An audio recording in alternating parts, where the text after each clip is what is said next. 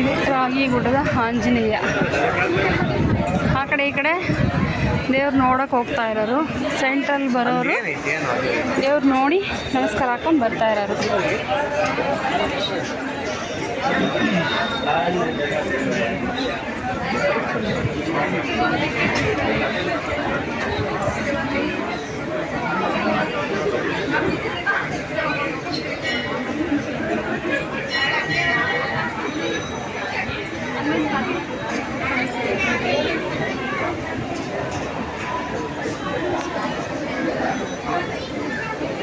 ರಾಗಿಗುಡ್ಡ ಆಂಜನೇಯ.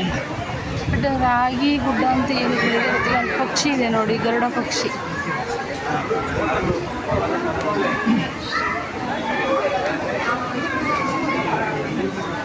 ಗರುಡ ಪಕ್ಷಿ ಇದೆ,